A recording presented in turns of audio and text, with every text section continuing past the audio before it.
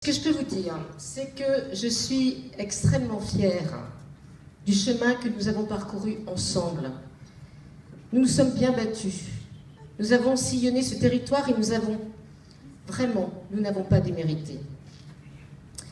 Et ce que je voulais vous dire d'abord, pour commencer, c'est que je vous remercie tous, toutes les personnes qui sont dans cette salle, d'y avoir contribué, chacun à votre mesure, mais d'y avoir contribué, parce que ça a été un bel élan, et je me souviendrai toute ma vie du Séguéla-Tour. Donc, merci à vous.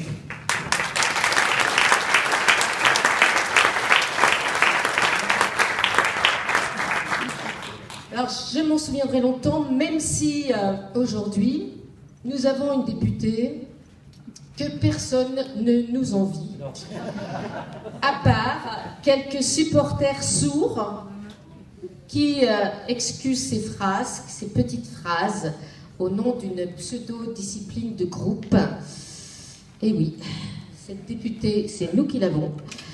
Elle tient des propos déplacés, orduriers, méprisants. Remarquez, elle a un chef pour ça, il s'appelle Macron.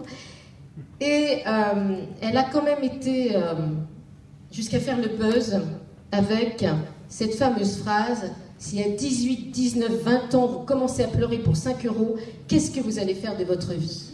Eh bien, on avait déjà eu. Si à 50 ans, tu n'as pas une Rolex, tu as raté ta vie. Et moi, je m'appelle Séguéla, donc vous voyez, c'est lourd, quoi. Mais pas de ma famille, mais alors en plus, là, on a une nana qui vous dit, eh ben écoute, si à 18 ans, 5 €, c'est vraiment trop important, qu'est-ce que tu vas faire de ta vie, quoi? Mais elle a déjà vu les étudiants à Paris, comment ils vivent? Je sais pas. Enfin, en tout cas, c'est quand même quelqu'un qui dit dans la presse, l'Impartial, pour ne pas le citer, qui dit qu'elle a un droit de réserve. Eh bien, je vais simplement lui dire qu'elle a un devoir de réserve. Un droit, je ne crois pas. Un devoir, sûrement. Parce que là, il faudrait qu'elle ait ce devoir de réserve.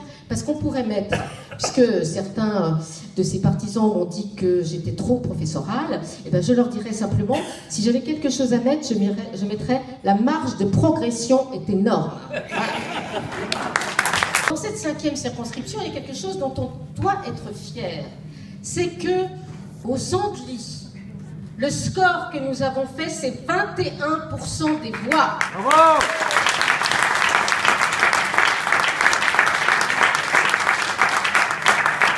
Et 21% des voix, mesdames et messieurs, ça veut dire quoi?